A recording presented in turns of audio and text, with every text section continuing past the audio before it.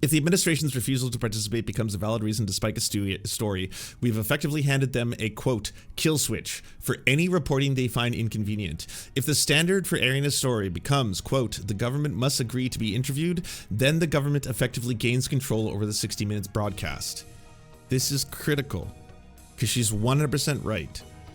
If Bari Weiss is saying that no story can air until we have an official segment and statement from the government of the United States, then your ability to do reporting is gone.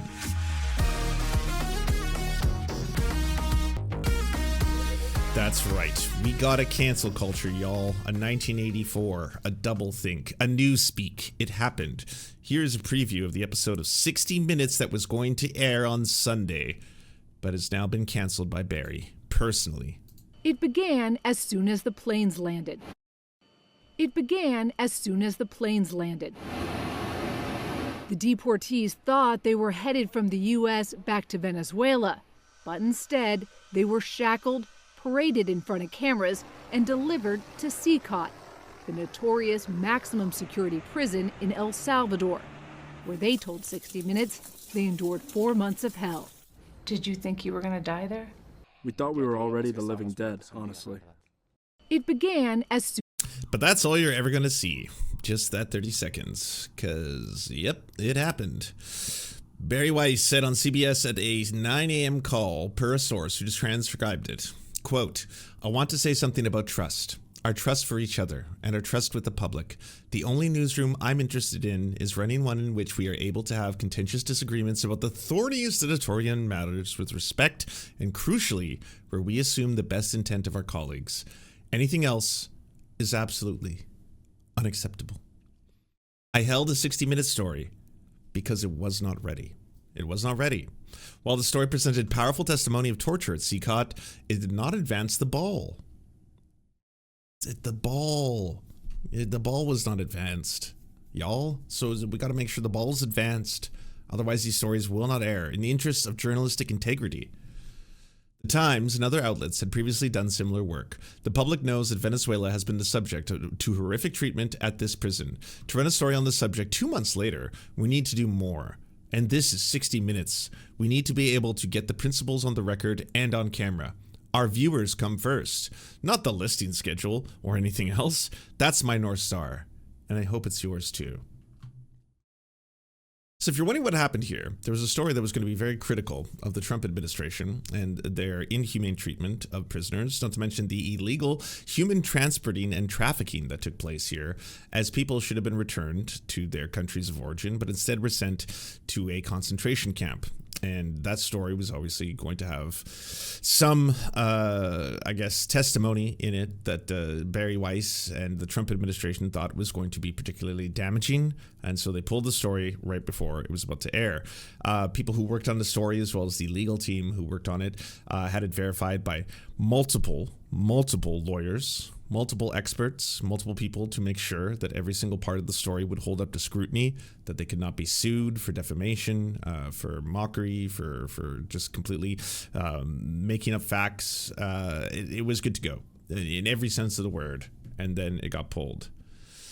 I'm old enough to remember Bari Weiss complaining about self-censorship at the Times. Yeah, if you don't know Bari Weiss, like her story is just such a flawless example of someone completely failing upward her entire career, being, notably bad and untalented at nearly everything that she's done in media, which is rare for the totality of your work. Normally you find like a lane and then you basically are like, well, I'm not really good at X, but I could do Z, or I'm not really good at Y, but I can do W, whatever it is. And it turns out that she has no discernible talent, except for, and this is really important, her ability to basically appease very, very rich financiers who are going to be able to buy out these corporations and basically say, I can run this organization exactly as a Fox News 2.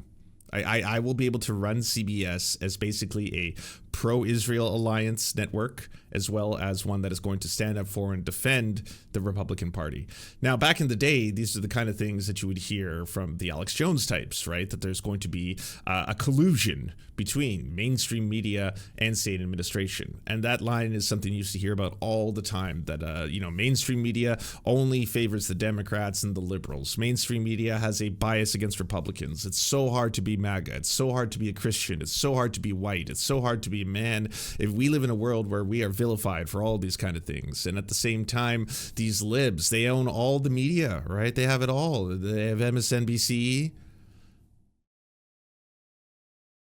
other things, I'm sure, something in there, I don't know, but they own it all right? And social media too, super biased against right-wingers, Republicans, and it's scary because it really feels in times like MSNBC is basically like a branch of the administration. Now, this is done, by the way, by, both sides. I don't want to say that, like, the Democrats are completely absolved here of never having in any way having close collaborations with, say, Pod Save America, right? The Midas touch. You bring on politicians, you lightly question them, but at the same time, you are obviously trying to serve in the interests of criticizing Republicans and advancing the interests of the Democratic Party. Your Ezra Kleins, for example, your David Pakmans. There's a ton of this, yes. And while these are, a lot of them internet figures, public figures, Brian Taylor Cohen's, for example, they're not directly paid for, by the Democratic Party or the DNC. It's not like it's like, hey, here's, $1 million now, promote Obama kind of thing. It's not as simple as that, but there is a lot of pro-Democratic Party institutional podcasts, YouTubers, etc. And obviously at times people have tried to criticize them for not ever going hard enough on, say, the war crimes of Joe Biden or the genocide that Joe Biden was arming and collaborating with Israel on. At those times, you stay kind of silent and hope that you can weather the storm until everything switches, and then all of a sudden it's like, oh yeah, that's bad. Yeah, no, so we are against genocide. We can take a strong stance on that because now it's Trump's, and Trump is the one arming Israel, so shame on him for that. But here, like, it couldn't be more transparent, where you have, again, oligarchs, Larry Ellison, who have billions of dollars, and now they've decided in these final stages of late-stage capitalism that they are just not going to pretend anymore. No, we are going to control and manipulate all media, all of it, in totality. We want to manipulate social media, of which we already can, because we are the arbiters of who does or does not have free speech on all social media. But in terms of traditional media, well, obviously, all the numbers are going down. We all know this, right? People, less and less, they're aging out, the ones who watch predominantly cable news, cable television, etc. So all of these once titans of industry, your CBS's, for example, all of their parent companies are slowly starting to either be acquired or look to be acquired or look to sell off their assets and stuff like that. So in come all these billionaires, and they're like, well, we're just going to control the narrative in totality.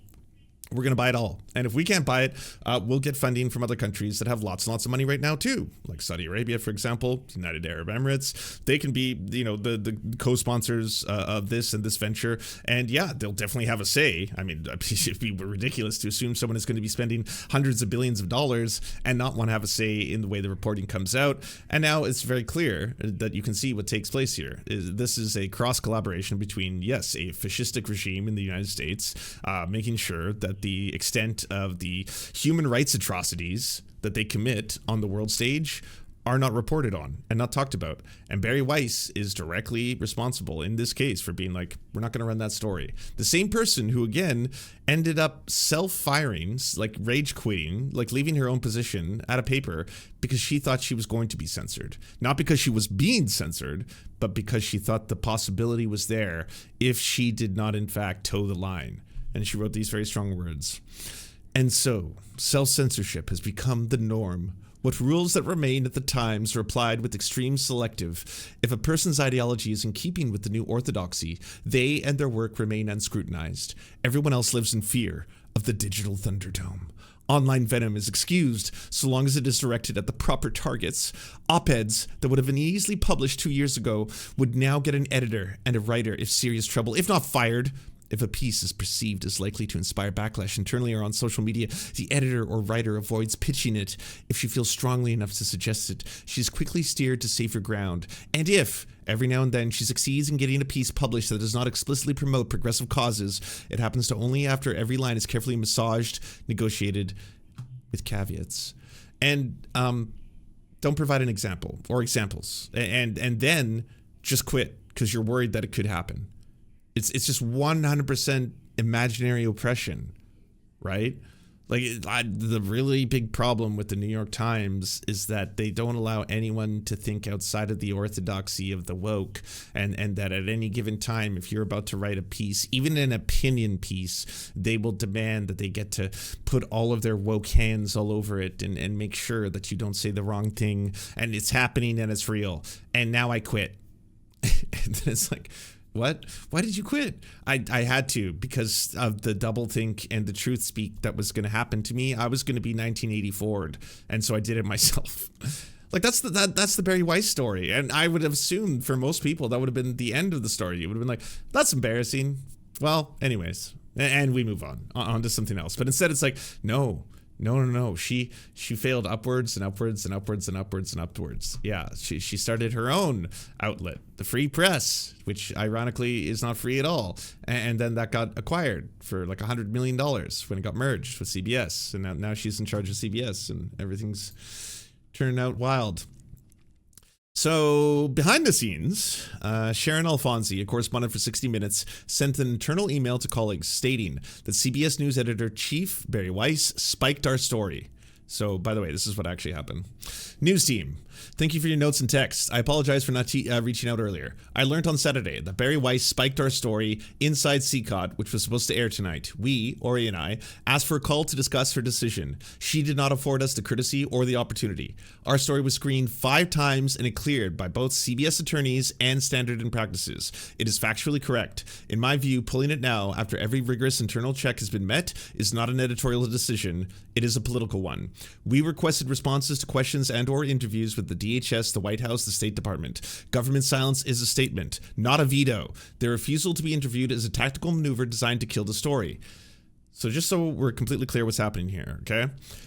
Bari Weiss's excuse for why this had to be pulled, which is a massive decision, just basically saying you can't air that on this network and I'm pulling it, was because she said that this did not meet the standards and practice that the viewers should fairly receive, in that they did not interview people on the other side of the story. Why didn't you interview Donald Trump?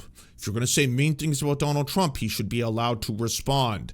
Turns out they did reach out to multiple people within the government, and they decided not to comment, which is their right. They have every right to do that. But that is not the same as silencing them. That is not the same as saying that you vetoed any actual opposing voices or dissident voices. I'm sorry, we only wanted to hear one side of the story, and that was from the Venezuelans. How dare you? How dare you? All of those poor, silenced Trump officials who had no right to speak, you're silencing their free speech. Is that fair? And it's like, okay, would you like to comment? No. No, never. No. You can refer to the memes that you will find in the Department of Homeland Security Twitter account. That's our official statement. Yeah, we got that new one in there. You know, the one with John Hamm that everyone loved? Yeah, we killed it. So that one was fun. It was nice though, right? For just like, I think it was 24 hours. We got to enjoy just a wonderful scene. John Hamm having taken a bunch of Molly, just fucking spinning out of control and loving life in a packed room full of people dancing. And then all we laughed. I loved it. Yeah, I was like, oh, that's a really funny use of that clip for that movie. And then you see him, he's like all ecstasied out and dancing. Well, it's gone now. They took it from us. All right, the meme is dead. They decided to turn it into, once again, a fascist propaganda piece. So there's nothing that can be done. If the administration's refusal to participate becomes a valid reason to spike a story, we've effectively handed them a, quote, kill switch for any reporting they find inconvenient.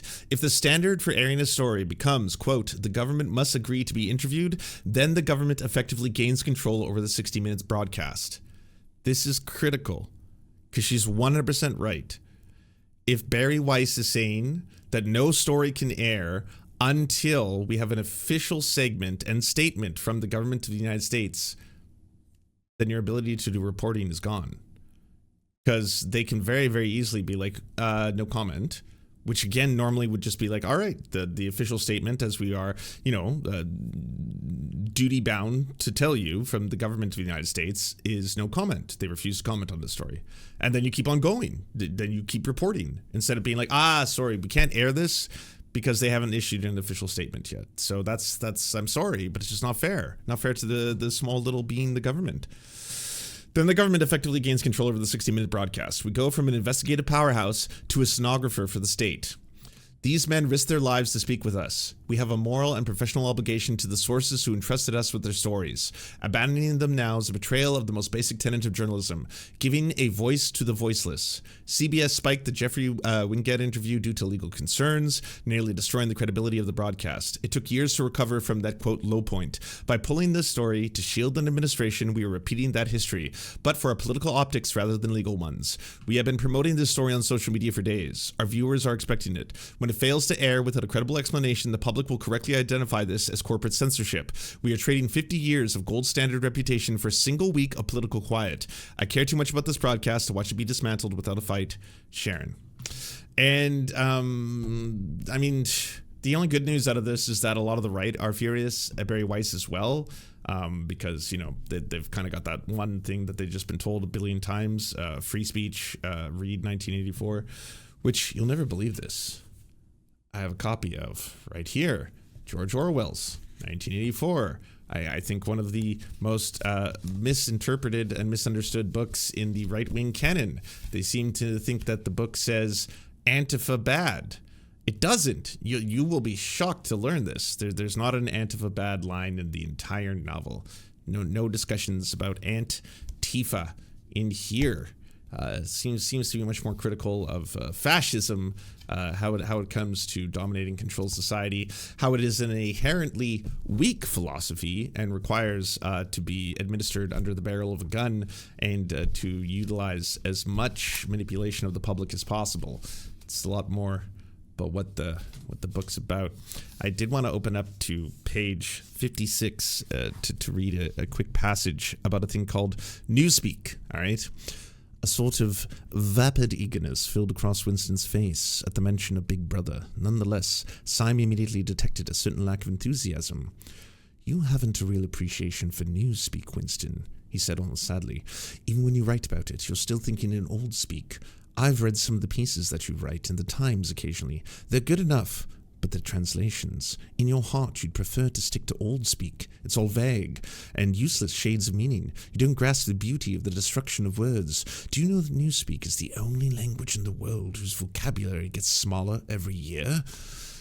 And it's really interesting that this concept of old speak and new speak, basically there's a new language in this fictional dystopian world in which they are actually trying to remove a whole bunch of words from the English language, because by removing them, people won't be able to actually enact those concepts out anymore. So words like rebellion, for example, revolution, for example, if you get rid of the words themselves, people won't have language for what those things are, and they won't be able to think about it. So it's imperative that a fascistic totalitarian dictatorship actually revolutionize, or I would say completely doctor language.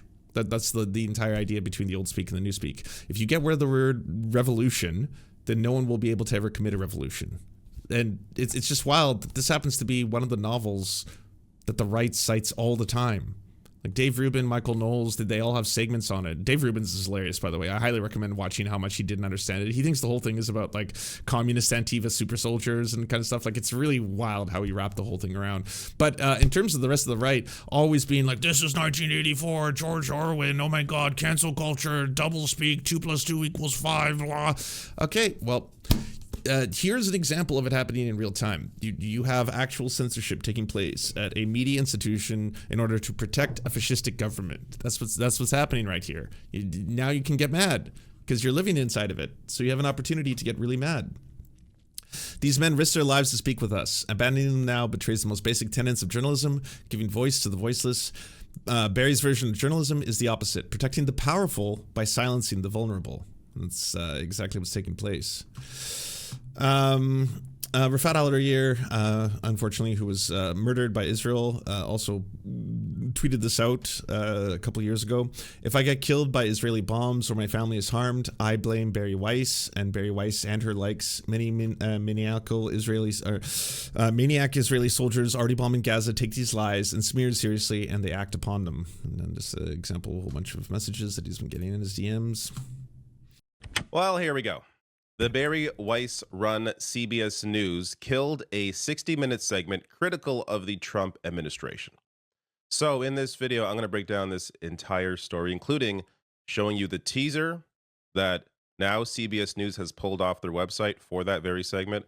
I'm also going to note that the journalist on that segment shared with other people at 60 Minutes. I'm going to get to that full statement because I think it's worth reading it all. But they go on to write here, the decision was made after Bari Weiss, the new editor-in-chief of CBS News, requested numerous changes to the segment.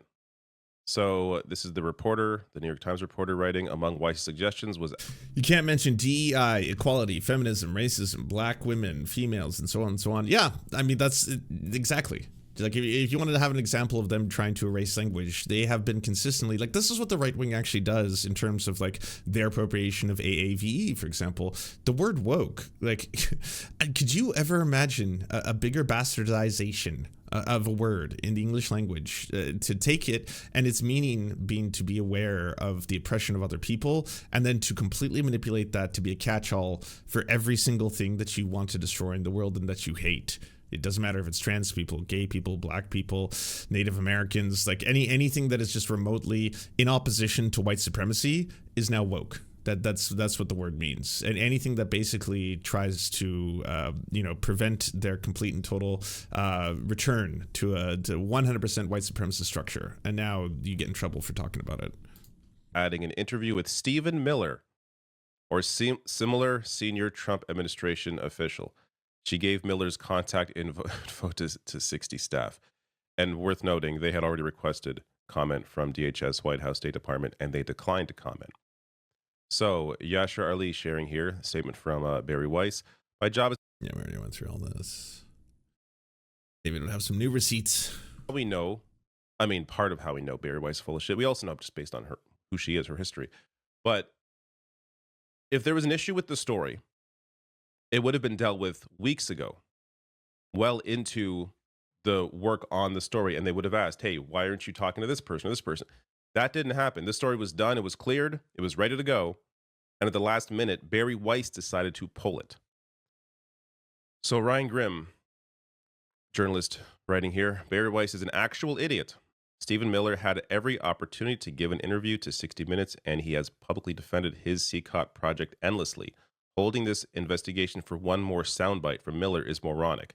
I don't know what's worse, if that's her actual earnest reason for holding this piece, or she thinks it sounds good to say it.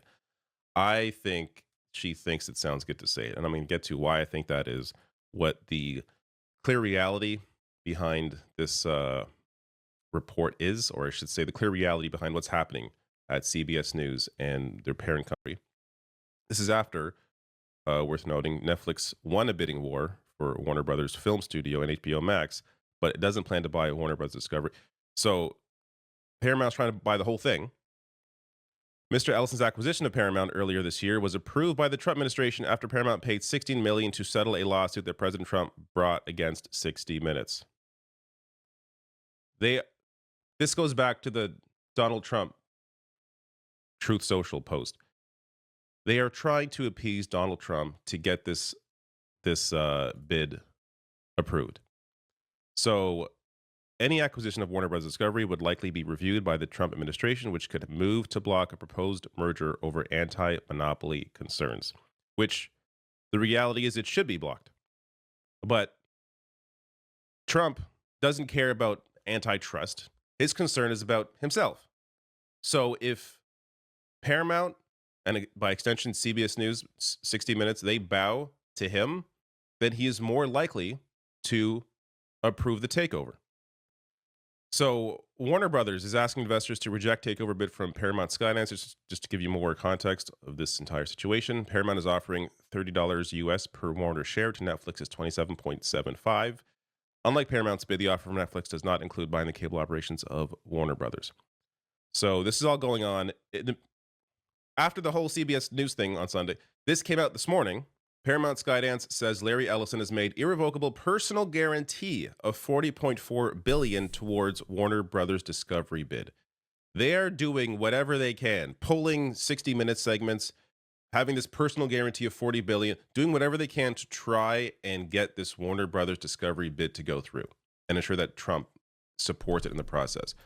Which, I mean, the only good news here is that Bari Weiss is so bad at her job, she is tanking CBS, tanking. Even doing the segments that I thought would like garner her at least some ratings or views. Like, why don't I bring on Erica Kirk, right? And Erica Kirk can actually talk about Charlie Kirk, talk about her beef with Candace Owens. This is going to be ratings gold. It's got to be. On some level, it apparently also tanked. Like, no one cared. If you look online, there are videos where people are obviously talking about Erica Kirk, talking about Candace Owens. Those ones have hundreds of thousands of views. The actual CBS official account, the video where she's interviewing Erica Kirk, it has something like 40,000 views. I was like, 40,000 views on CBS's actual official account for an exclusive interview with Charlie Kirk's widow, talking shit about the other biggest like matriarchal pundit in the right-wing media class. That's wild. Those numbers are abysmal, especially because this has to be the biggest thing that, you know, Bari has done since she took over. And wow, that just no one cares. So this is ultimately what I believe led to the pulling of that 60 minutes segment. And how does Bari Weiss fit into all this? Well, months ago, Paramount Skydance CEO David Ellison named Bari Weiss the editor-in-chief of CBS News as part of a deal to acquire the Free Press, her site, which was 150. means Sorry, she made $150 million. I got that wrong. 100 million was wrong. 150 million. Yeah, that's just wild. Anyone who's watching me right now, do you want to start a right-wing Substack account where we just put gibberish out into the world until the point that it grows to the size that it gets acquired by one of these massive tech lords who comes along and it's like, yeah, I mean, what do you want, $20 million? $20 million for Substack. Yep. You're joking, right? Like, what are the terms and conditions here? Sorry, not 20, 100 million for a Substack. Yep. Oh, something's got to be wrong, right? You pinch me. Come on. Worth noting, the Free Press on YouTube has half the subscribers that I do. I would like 100 million, please. Yeah, I got there. I'm going to talk about that. This is not worth $150 million. I know she has a website on the side, but this is not worth $150 million. Sorry, not just a Substack, a YouTube channel. Yeah, two things that not any single person in the world could start. But I guess, like, as long as you have the angle that this is about freedom of speech, right? So maybe we'll call it the speech-free zone. There you go. And everyone knows what we're all about. And then you just do a lot of articles about how Israel's not that bad, actually. Maybe the Palestinians had it coming. We'll do a lot of that kind of stuff. And then occasionally you can throw in, trans ideology is actually trying to destroy gender norms, that kind of thing. J.K. Rowling is not as bad as everyone says. That sounds like a good item right there. And then, you just constantly get a whole bunch of backing from a lot of think tanks and far-right oil corporation funding sources. And then all of a sudden, you pay for some ads, you grow a little bit more. People are really excited to read about how oppressed they are when they're not oppressed.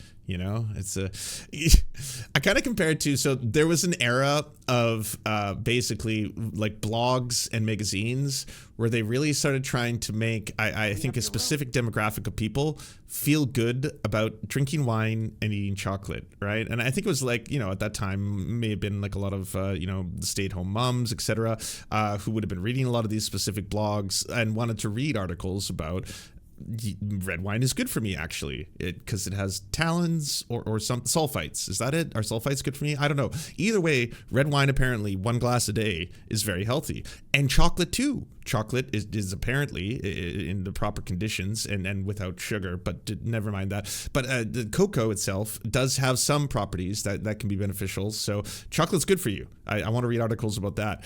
And then there was just like a surplus of those kind of articles, just basically giving people exactly what they wanted to hear, but at the same time masking them as like, you'll never believe what this new science behind this incredible phenomenon of candy has discovered. And you're like, oh, I love candy. I just can't eat it because it's bad for me. But wait, is it? Ooh, maybe it's not. I got a little blog here.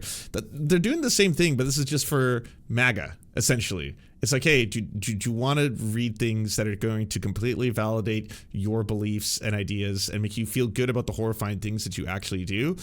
Yeah, I do. All right. That's the free press. There you go. Yeah, it turns out the starvation in Gaza is not your responsibility, and it's not in part being fueled by the United States and your taxes. Those are all lies. In fact, a lot of the children that you've seen starving that have made you all sadsies, those kids had prior conditions. They did. Yeah, so is it really honest to say that they're starving when they've actually got other things, multiple sclerosis, other conditions? So they're not actually really starving. Well, they are starving, but they're starving and have other conditions. So maybe what you're seeing when it makes you sad isn't the starvation, of which is happening. You are looking at a picture of a starving child. Make no mistake, we can't lie about that. But they also have additional conditions. So maybe that's what you're looking at that makes you sad. You're like, oh my God, that child, it looks like it's starving.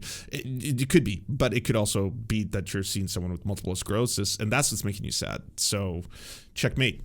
There you go. Keep on supporting. I hope the backlash to this grows to such a degree that they have to reverse the decision. I don't think they will. I think that Bari is going to be completely fine. Testing the grounds here of how fast you can have it directly, like a state-sponsored but not state-sponsored. Like it doesn't have to actually be owned or bought by say the government of the United States and run by the government of the United States. If you have these partnerships that seem to be working in tandem already, right? If you have billionaire tech bros who spend billions of dollars to buy something like CBS or invest in it anyway, and then you appoint someone in there who's going to be very favorable to the Trump administration, and in turn the Trump administration is going to continue to give huge amounts of funding to some of these tech companies. Palantir, what do you need? Oracle, what do you need? 20 billion, 10 billion? The taxpayers got you. We can help support you. And in turn, hey, I just saw that you happen to own some media. We do. Maybe that media could not run stories on how we're sending humans to be human trafficked and then sent to concentration camps. That's a bad look. There's just no way to spin that where people aren't going to be like, that's what the Nazis did. And then we'll be like, oh, you just love talking about the Nazis. Oh, everything is Nazis to you. But that, make no mistake, that is actually what they did. And you're seeing it happen again here. And it's the U.S. that is doing them. But that's because they don't see certain groups as people. That's how they keep doing all this. Thank you so much to our patrons for making this show possible. We could not fund it without you. And if you want to join, please check out patreon.com/theserfs to unlock bonus episodes, uncensored content, and all the good stuff. Thanks to Anna Loves Riley, Addercap, Bobby Lasers, Cheryl Alvarez, Comrade Junkie, Doug Caddy, Everything Important, Hegbard Salim, Multimondi, Omni, Political Papi, Preston Kroll, Quiet One 85, Riley and Anna, Roller Dragon, Cernicus, Stellar Gwyn, Sebastian Demmel, Tigwick, and Words Greenwood.